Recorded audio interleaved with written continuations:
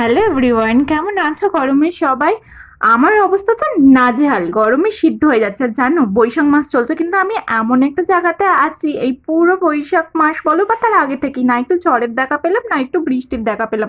আর কলকাতাতেই যখনই কল করছি তখনই সবাই বলছে আজকে ঝড় হচ্ছে, বৃষ্টি হচ্ছে। মানে শুনে মনটা আমার এত খারাপ হয়ে যাচ্ছে যে এমন একটা জায়গাতে এসেছি যে একটু ঝড় বৃষ্টিও দেখতে পাচ্ছি না। অনেকদিন না তোমাদের সাথে কোনো লাঞ্চ থালি শেয়ার করিনি, তাই ভাবলাম চলো আজকে বড়বাবুর লাঞ্চ বক্সটা যখন গোছাচ্ছি তোমাদের সাথে শেয়ার করা যাক। আজকে বড়বাবুকে লাঞ্চ বক্সে কি দিয়েছিলাম?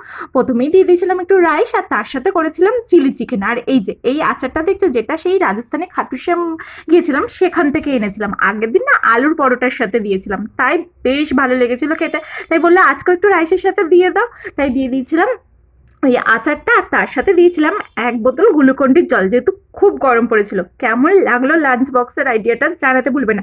ভালো লাগলে কিন্তু লাইক আর সাবস্ক্রাইব করে দেবে। চলো, বাই বাই।